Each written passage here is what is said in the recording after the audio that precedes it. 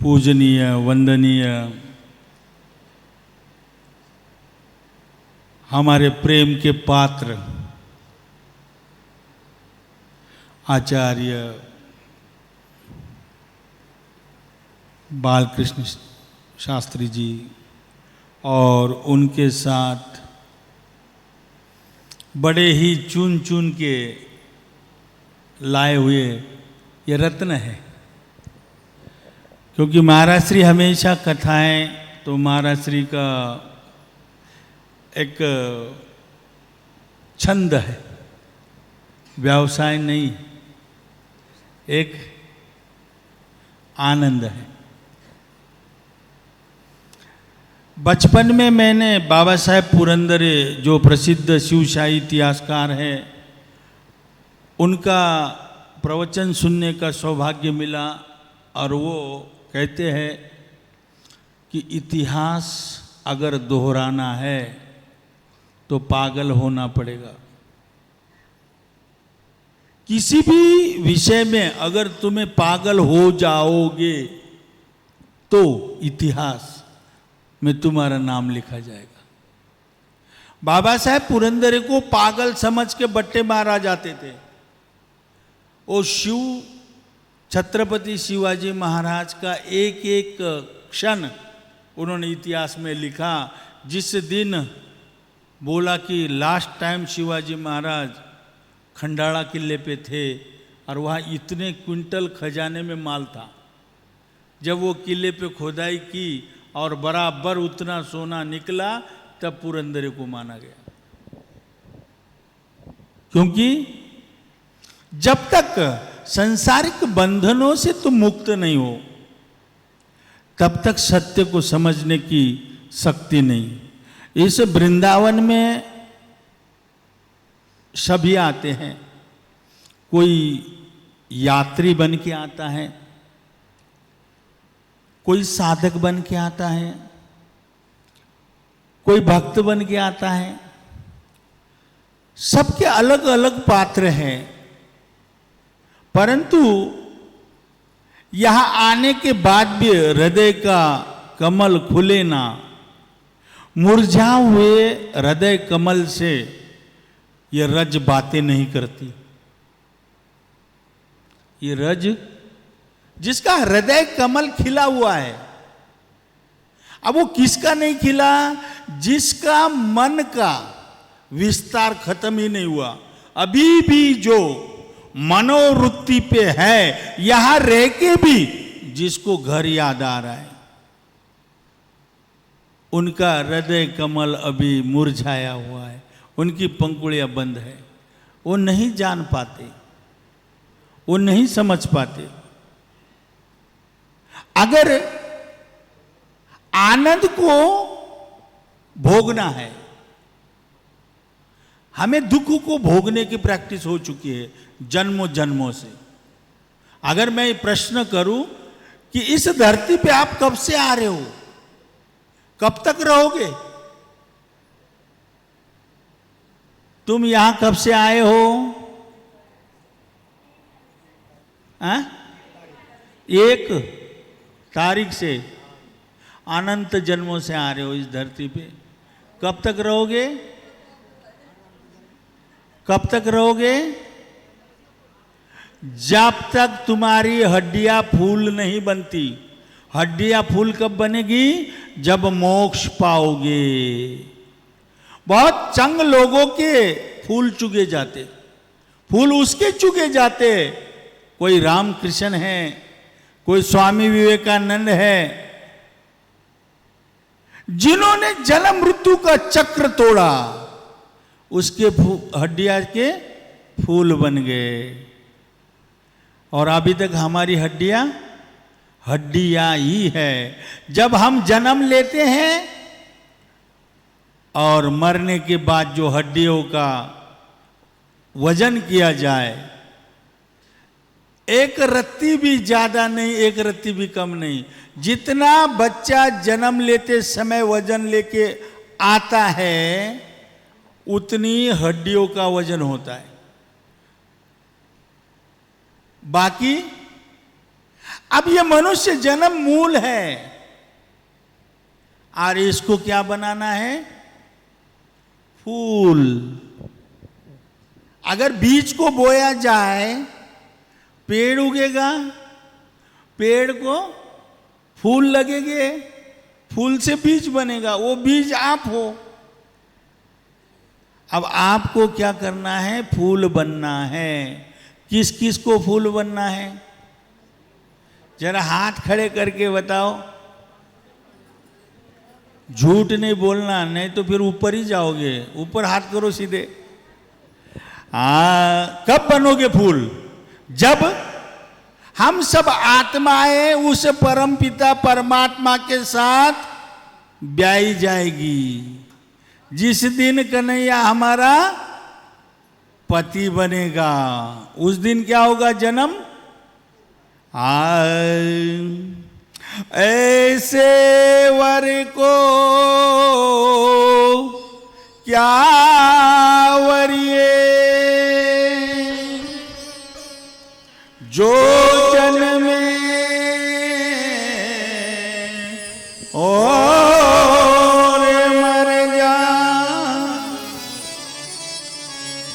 वरिए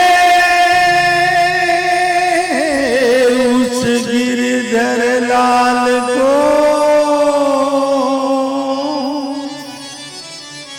जो जन्म चुड़लो कर जा। हाँ, अरे आओ, अरे आओ मेरी सखियों, मुझे मेहंदी लगा दो, मेहंदी लगा दो, मोहे सुंदर सजा दो, मुझे श्याम सुंदर की दुल्हन बना दो, मोहे श्याम प्यारे की दुल्हन बना दो, मुझे श्याम प्यारे की दुल्हन बना दो। आओ मेरी सखियों, मुझे मेहंदी लगा दो, आओ मेरी सखियों, मुझे मेहंदी लगा दो, मेहंदी लगा दो, मुझे ऐसी सजा दो, मुझे श्याम सुंदर की दुल्हन बना दो, मुझे श्याम सुंदर की दुल्हन बना दो। आओ मेरी सखियों, मुझे मेहंदी लगा दो, मेहंदी लगा दो, मोहे सुंदर सजा दो, मुझे श्याम सुंदर की दुल्हन बना, मुझे श्याम प्यारे की दुल्हन बना दो।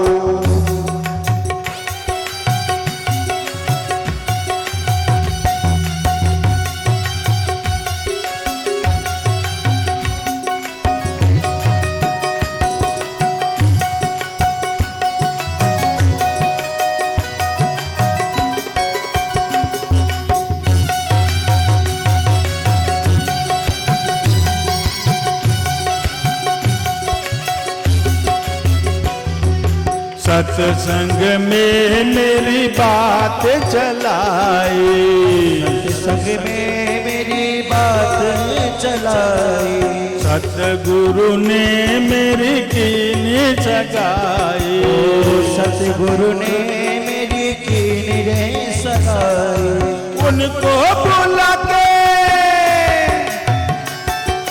उनको बुला के हक लेवा तो करा दो, मुझे श्याम सुंदर की दुल्हन बना दो, मोहे श्याम सुंदर की दुल्हन बना दो।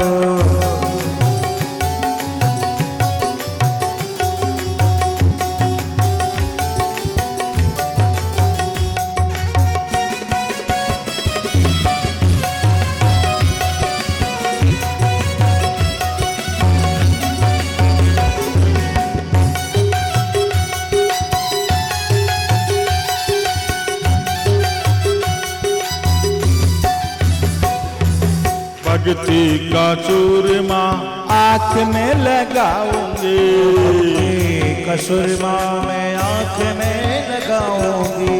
दुनिया से नाता तोड़ उनकी हो जाऊंगी। दुनिया से नाता तोड़े उनकी हो जाऊंगी। सतगुरु को बुला के फेर पड़ा दो, मुझे श्याम सुंदर की दुल्हन बना दो, मुझे श्याम सुंदर की दुल्हन बना दो। दुल्हन बना दो, मोहे सुंदर सजा दो।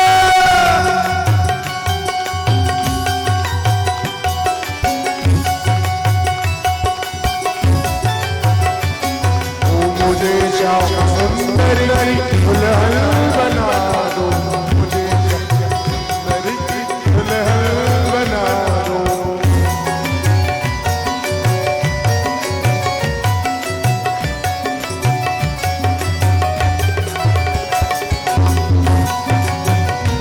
जय हो।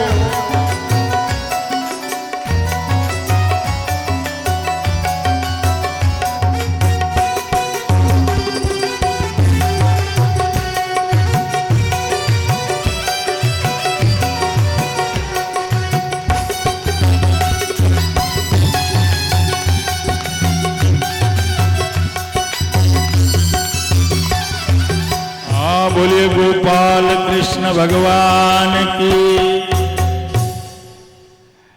जब तक हमें मन का विस्तार से घृणा नहीं होगी। दो धर्म है महाराज, एक है प्रवृत्ति धर्म और एक है निवृत्ति धर्म। ये सब जितने भी बने हैं यहाँ बैठे हैं, ये सब निवृत्ति धर्म के उपासक है। निवृत्ति धर्म में क्या करना है? अब यहाँ आने के लिए आपने सच सच बताना कितने दिन पहले से तैयारी की? 10 दिन पहले।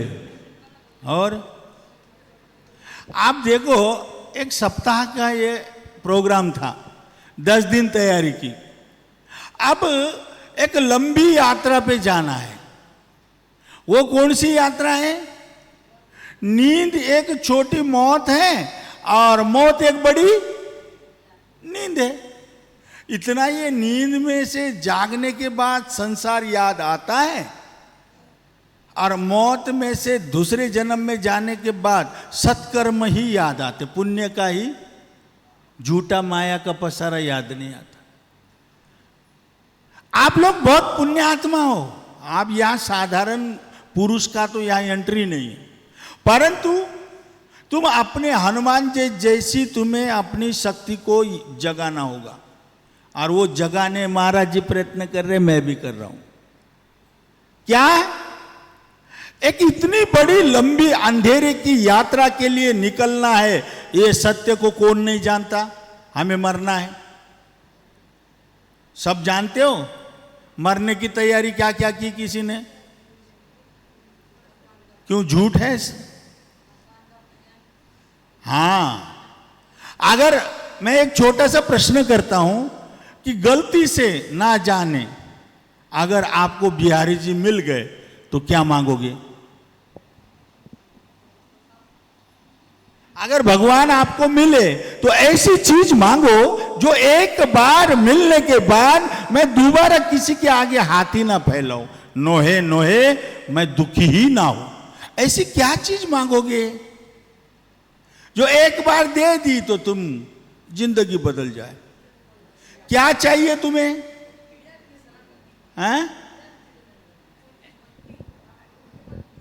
क्या वो नहीं है तुम्हारे जीवन में भक्ति? तुम कर ही तो रहे हो। भगवान से वो चीज मांगो जो जीवन में बहुत जरूरी है परंतु मिल नहीं रही। क्या वो तुम ले नहीं रहे हो?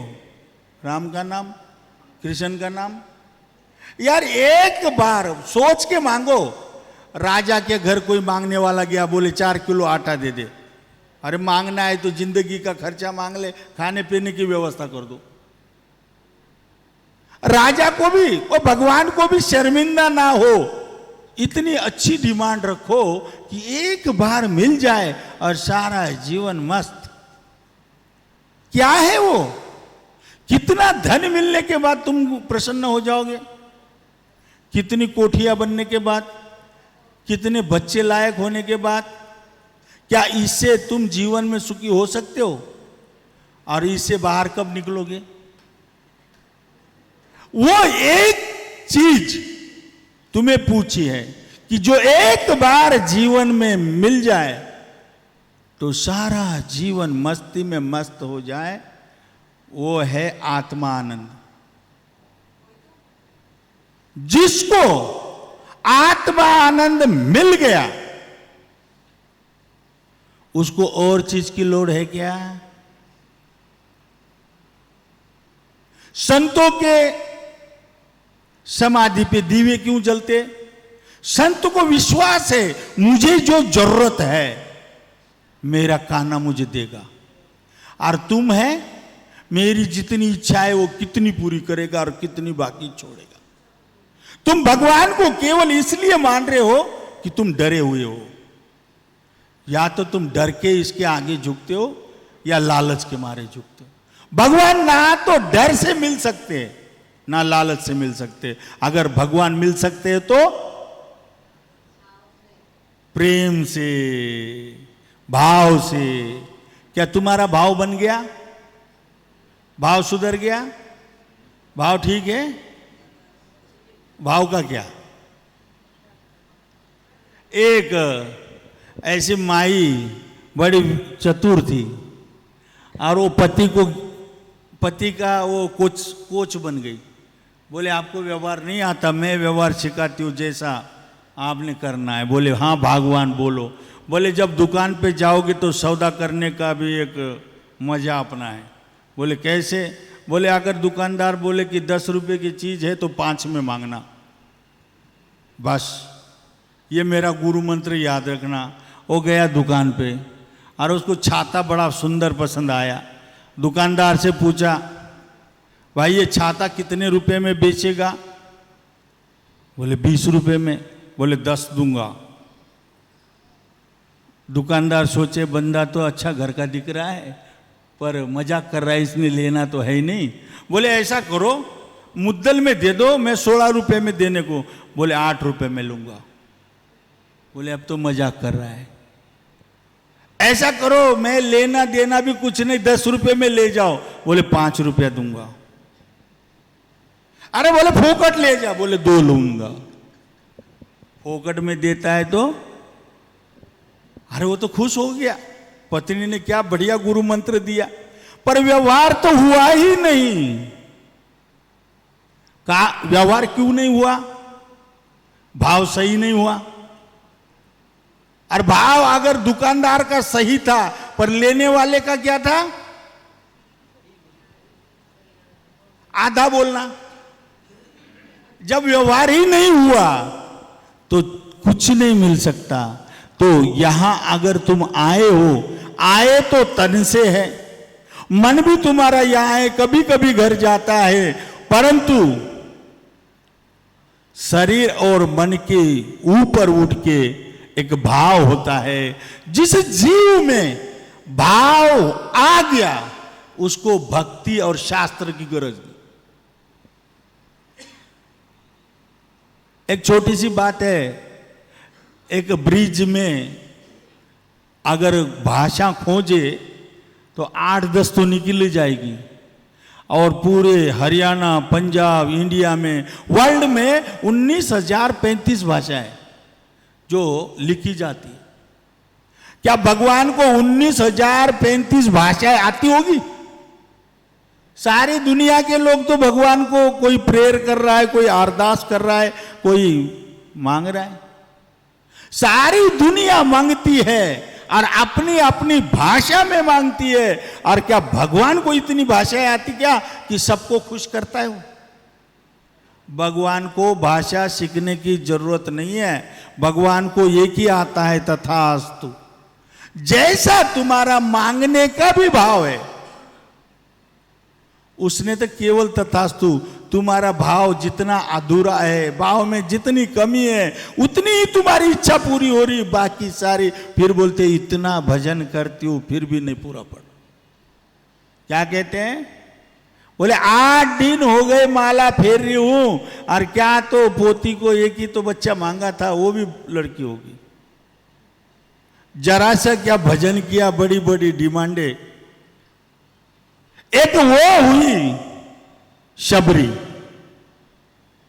जब घर से निकली 7-8 साल की, और केवल गुरु ने बोला, क्या बोला? जिस राम के दर्शन हजारों साल तप करके नहीं हुए, वो राम तुझे मिलने आएंगे। अपने गुरु के बातों पे कितना विश्वास है तुम्हें? अगर गुरु धारण किया है तो तुम्हारा विश्वास ही गुरु है। गुरु कोई देह नहीं है, गुरु है शब्द। तुम किसी संत के पास आके बैठे हो और सहज भाषा में कोई बात करे और वो बात तुम्हारे दिल को छू जाए। जब माया के भंवर में तुम फंस जाते हो, जहां कोई तुम्हारा सहारा नहीं, वो गुरु के शब्द याद आ जाना और भंवर से बाहर होना, वो शब्द गुरु है।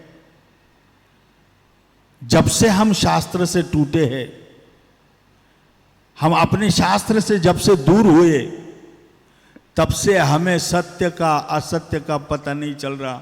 इसलिए हम अभी भी आध्यात्मा को समझ नहीं पाए। महाराज, सबसे ज्यादा अगर नास्तिक है तो केवल और केवल हिंदू धर्म में।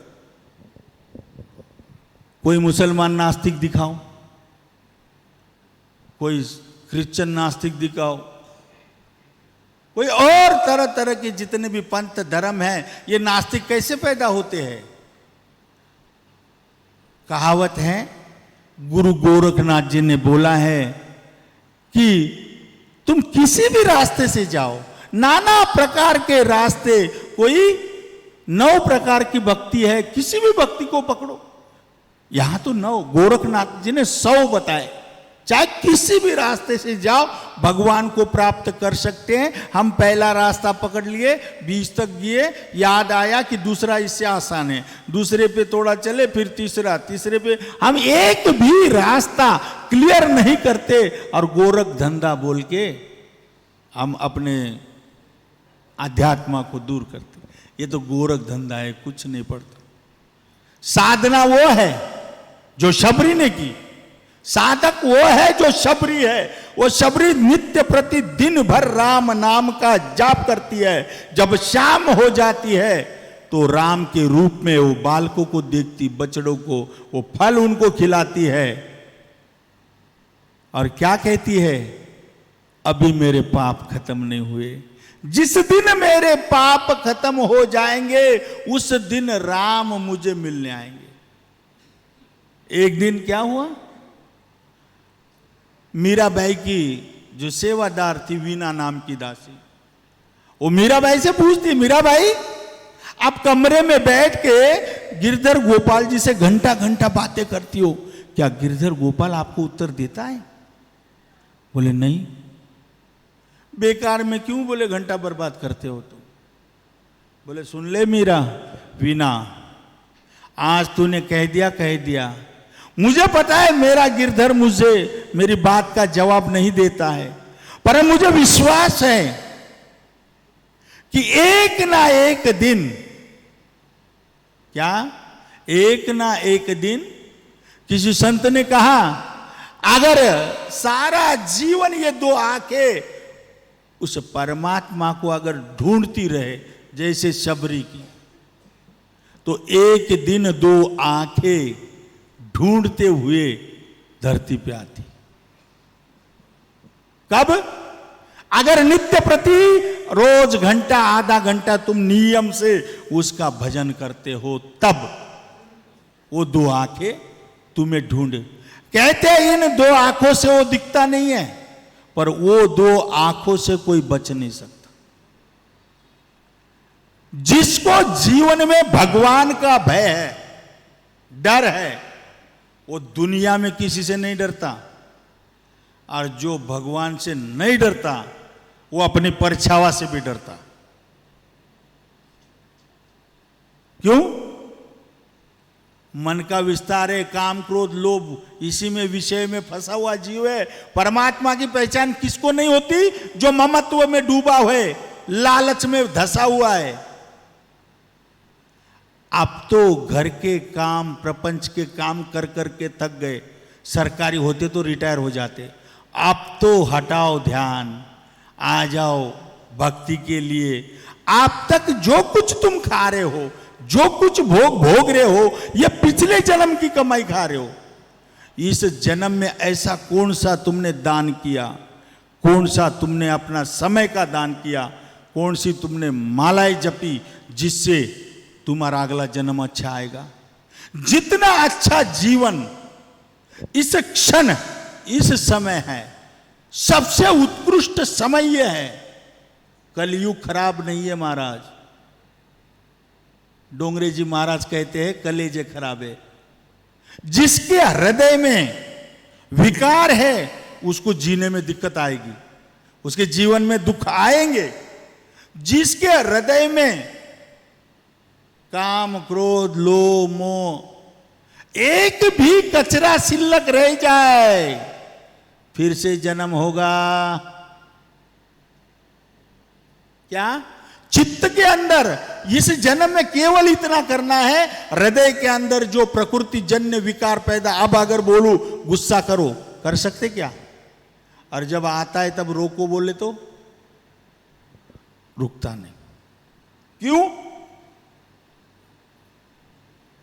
इसका कारण है हम जो काम ममत्व से परे होके करने हैं वो ममत्व में डूब के कर रहे, जो काम दिल से करने हैं वो दिमाग से कर रहे, और जो दिमाग के काम है वो दिल से कर रहे।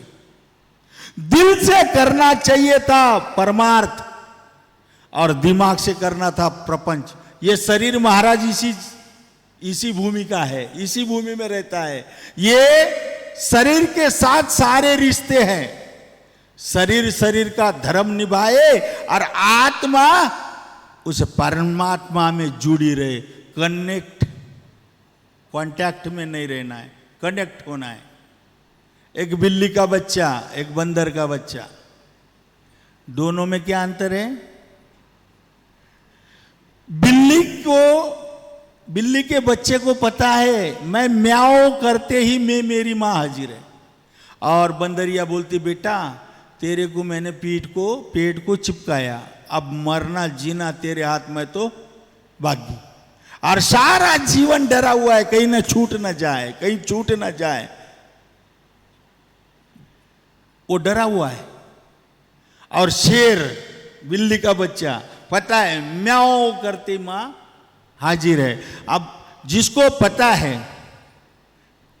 क्या कि म्याओ करते ही परमात्मा मां से भी बड़ी मां है, उसको पता है मुझे क्या आवश्यक है। मेरी बुद्धि इतनी बड़ी नहीं या परमात्मा इतना भोला नहीं है कि कुछ भूल जाए, परंतु फिर भी हम जब भी आते हैं परमात्मा के द्वार पे कुछ ना कुछ डिमांड लेके आते, भिखारी बन के आते हैं। अरे चाहे स्वर्ग भीख में अगर राज मिल जाए तो आखिर तो हो गया भिखारी का राज। भीख में मिल जाए, और अगर पात्र तो हो जाए, आज तक परमात्मा के पीछे जो भी लग गया परमात्मा हाथ नहीं आए, परंतु जो पात्र बन गया परमात्मा के गुणों को जिसने धारण किया है, परमात्मा उसके पीछे पीछे है। तुम लक्ष्मी के पीछे दौड़ रहे हो, लक्ष्मी कभी हाथ नहीं आएगी। तुम अगर नारायण के पीछे, सत्कर्म के पीछे जो जीव दौड़ता है, पैसा उसके पीछे पीछे दौड़ता है। परंतु गलती यही हो गई, निकले थे लक्ष्मी कमाने, वो तो विष्णु की पत्नी है, वो जरूरतमंदों की सहायता के लिए है, और हम उसके ऊपर कब्जा करने की सोच रहे।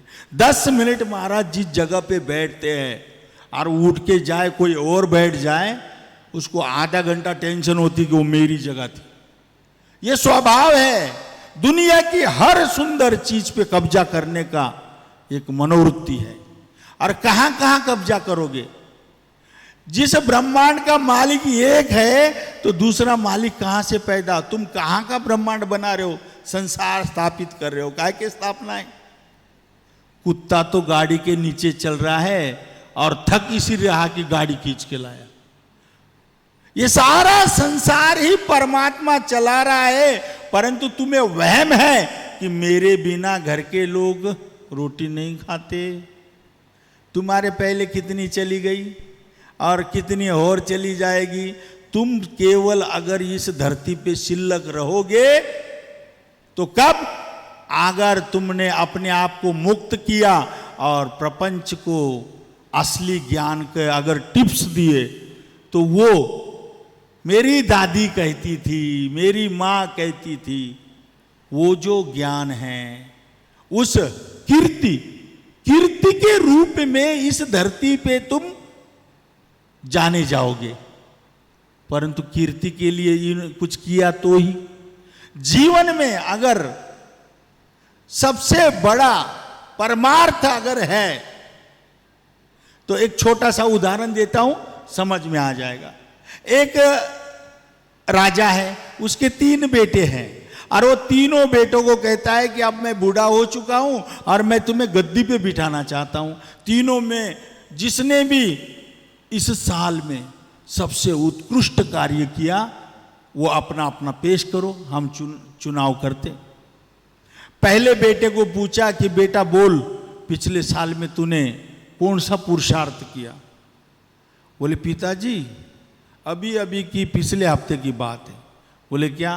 गांव का बोले नगर सेठ यात्रा में जा रहा था और उसने सारा का सारा उसके पास जो भी सोने का धन था, मोहरा हीरे मानिक मोती, एक गठड़ी में बांध के मेरे हवाले कर गया और मैंने वैसे के वैसे रख दिए। मैं चाहता तो उसमें से मुट्ठी भर निकाल लेता हूं, क्या पता लगता। मैं चाहता हूं 10-20 सिक्के भी सोने के निकाल सकता था, परंतु मैंने जैसे के वैसे वापस किए। ये मेरा पुरुषार्थ।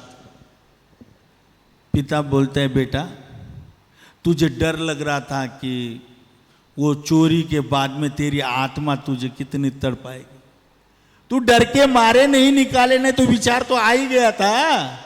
जब आप आया तो ये कोई पुरुषार्थ नहीं है। दूसरे को बुलाया गया, दूसरा कहे पिताश्री वैसा तो कुछ नहीं है, परंतु मैं कल शाम के टाइम जब घर वापस आ रहा था घोड़े पे बैठ के तो देखा एक पहाड़ के ऊपर बिल्कुल किनारे नीचे बहुत बड़ी खड़ है और एक आदमी सो रहा था। मैंने दूर से देखा, अगर मैं आवाज भी करता तो हो सकता हड़बड़ी में गिर जाए नहर में। मैं बड़ा ही धीरे से उतरा और नीचे से घुसते घुसते आराम से मैं उसके पास जाके उसको उठा के नीचे ले आया। अगर मैं नहीं करता वो मर जाता और उसका पाप मेरे पीछे पड़। पिताजी बोले इसी बात से तो तूने किया, पर बोले वो जब गांव में आया तो वो मेरी बदनामी कर रहा है। बोले मेरी दुश्मनी देखो, मैं मरने गया इसने मुझे मरने तक नहीं दिया। बोले इतना बड़ा दुश्मन है और मैं तो उसको बचाया, वो मेरी बदनामी कर रहा है। बोले ये भी पुरुषार्थ नहीं। मनुष्य जन्म का आखिरी और सच्चा पुरुषार्थ वो है जो आत्मज्ञान को प्राप्त करके आत्मज्ञान का प्रचार करे। मोक्ष तभी मिलेगा जब तुम्हें आत्मज्ञान हो जाएगा। और आत्मज्ञान कौन सा ग्रंथ है? आत्मज्ञान जो योगी आंख बंद करके समाधि का, निर्विकल्प समाधि का जो आनंद लेते हैं, वो आनंद खुली आंखों से लेने के लिए सुखदेव मुनि जी माने व्यास जी ने भगवान शिव को प्रार्थना करते हैं 90 साल की उम्र में, जब वेद लिखे गए कि हे नारायण, ये 5वां जो वेद है भागवत, ये जो इतना उत्कृष्ट ज्ञान है, इसका प्रचार करने वाला वक्ता कैसा चाहिए? तो सुखदेव जैसा, तब भागवत का प्रचार हो सकता है। माने ना भगवान शिव को प्रार्थना करते हैं 80-90 साल की उम्र में कि भगवान तुम साक्षात आओ और भागवत धर्म का प्रचार करो। और यही भागवत जब हम जीवन में धारण करते नियम से, भागवत कोई ग्रंथ नहीं, भागवत एक धर्म है और जो जीवन में अपनाने लायक है, जिसे जीवन में ऐश्वर्य, 4 पुरुषार्थ, धर्म, अर्थ, काम, मोक्ष अगर पाना है तो भागवत को जीवन में धारण करना होगा। तब जो योगियों को बंद आंखों से आनंद मिला वो गृहस्थ करते करते घर में ही परमात्मा के खुले आंखों से दर्शन करने का, भक्ति करने का जो साधन है वो भागवत धर्म है। मुक्ति का अगर मुक्ति की चाबी है तो श्रीमद् भागवत है। और श्रीमद् भागवत भाव के साथ जो अपने आचरण में, मैं वही महाराज जी जो कह रहे थे, नामदेव जी महाराज, वो उनके नज़दीक ही मेरी भी जन्मभूमि, वो नामदेव जी महाराज जो बचपन में पिताजी ने भगवान को भोग लगाने की ड्यूटी दी थी और जो भगवान के सामने हट करते हैं कि प्रभु मेरे पिताजी के हाथ का दूध पीते हो, मेरे हाथ का अगर नहीं पियोगे तो मैं आज के बाद दूध नहीं सेवन करूंगा। बाल वृत्ति है, बोले दूध ही क्या, मैं तो सर पटक पटक के मर जाऊं, मेरे पिताजी मुझे मारेंगे, भगवान को भूखा रखा। और उस बात से भगवान मूर्ति से निकल के साक्षात रूप में नामदेव के हाथ से दूध प्राशन कर रहे हैं और जैसे पी रहे भगवान को एकदम कहते प्रभु रुक जाओ, मेरे पिताजी भोग भी देते हैं। और जो भगवान का झूठा वो अमृत जिसने प्राशन किया, साक्षात वो विट्ठल से बातें करते थे, पूछते थे। एक बार की बात है महाराज, जब नामदेव, तुकाराम, ज्ञानेश्वर ये सारे अलग अलग जगहों में रहते थे, परंतु एकादशी करने पंढरपुर जाते थे। देखो भक्ति का उदाहरण है। और सारे के सारे ज्ञानोबा, वो काका जी एक गांव से, विट्ठल, मुक्ता, ये एक एक जगह से नियम था कि हर त्रयोदशी पे कोई 200 किलोमीटर से, कोई 500, कोई 1000 किलोमीटर से आ रहा है, हर महीने आ रहा है। और एक दिन महाराज नामदेव जी महाराज लेट हो गए।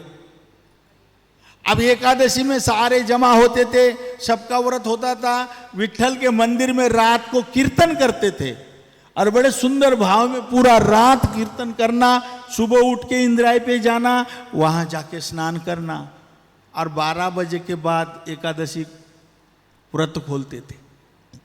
जब नदी पे स्नान करने गए, अब स्नान करके भोजन प्रसादी बनानी थी, तो उतने में महाराज तुकाराम महाराज कहते हैं कि रुको, कोई नाई को बुलाओ। बोले क्या? अगर नामदेव नहीं पहुंचा ना तो इसका मतलब नामदेव नहीं है। इतना विश्वास। सबने नाई को बुलाया कि अगर मित्र पूरा हो जाए तो उसके नाम से मुंडन करेंगे। और जब सारे बैठे, उतने में नामदेव पहुंच गया और नामदेव ने बताया उसके साथ जो घटनाएं घटी। बहुत लंबी कहानी है इसकी, कि वो नामदेव महाराज आज भी नरसी के पास औंढा नामदेव, औंढा नागनाथ नाम का एक मंदिर है और वहाँ हर एकादशी को फिर नामदेव महाराज वहाँ जाके एकादशी का कीर्तन करते थे। और वो प्राचीन मंदिर होने के कारण वहाँ पे दरवाजे में वो भगवान के आगे कीर्तन करते थे। तो जब तक कीर्तन चलता था मंदिर में कोई मत्था ही नहीं टेकता था। तो पंडितों को बड़ी दिक्कत हो गई कि साले 3 घंटे हमारी कमाई बंद होती है। पंडितों के मुखियों ने सलाह बनाए कि कीर्तन भी बंद ना हो और कमाई भी हो जाए। फिर बोले नामदेव, ये हटा, बोले मंदिर के पीछे हो जा, चल। नामदेव महाराज सादे भोले थे, हाँ जैसी प्रभु, जैसी महाराज आपकी इच्छा। और जब ना पीछे गए और मंदिर के पीछे जाके जैसे कीर्तन कर रहे महाराज, पूर्व मुख जो मंदिर था वो पश्चिम मुख हो गया। पत्थर का मंदिर है आज भी। शिव जी के मंदिर सारे पूर्व को खुलते हैं और औंढा नागनाथ मंदिर पश्चिम को खुलता है। ये साक्षात घटी हुई घटना है, जहाँ से नामदेव, वही नामदेव जब पंजाब में आते हैं तो गुरु नानक देव जी को याद कराते। महाराज भूल गए पिछले जन्म में आप जनक थे, अष्टवक्र जैसा गुरु मिला, तुम ज्ञान का प्रचार करने आए थे और क्या कर रहे हो। तब यहाँ नानक देव जी को याद आता है कि मेरा जन्म किस लिए हुआ था। जब बुढ़ापे में मोक्ष प्राप्ति का ज्ञान अष्टवक्र कराते हैं तो राजा जनक 9 बार जन्म लेते हैं कलयुग में आके। वो 9 गुरु सिखों के गुरु बने हैं जो निराकार का उपदेश करते हैं। और जैसे श्रीमद् भागवत सिद्धों की परीक्षा लेने का ग्रंथ है, ऐसे ही जो गुरुवाणी हैं वो ब्रह्म ज्ञानियों की भाषा है। ब्रह्म ज्ञानी आपस में जब वाद संवाद करते हैं वो गुरुवाणी है, और उसी का संकलन गुरु ग्रंथ साहब बोला जाता है। सब कुछ थाली में सजा है, मेरे प्रभु मेरे गोविंद ने बड़ी कृपा की है, परंतु जो जागते हैं वही पाते हैं, जो सोते हैं वो खोते हैं। बोलिए गोपाल कृष्ण भगवान की जय। भगवान की श्री कृष्ण गोविंद।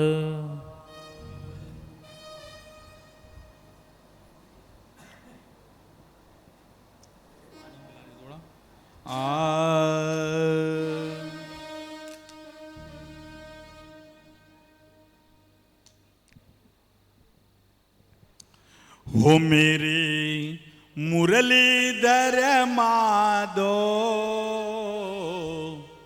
नंदलाल चले आओ, गोविंद चले आओ, गोपाल चले आओ, ओ गोविंद चले आओ,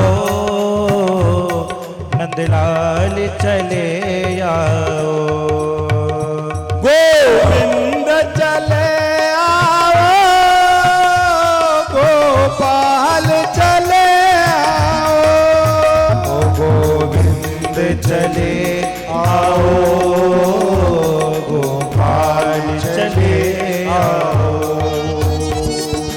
हाँ मेरे मुरलीधर माधो मेरे लाल चले आओ, गोविंद चले आओ, गोपाल चले आओ।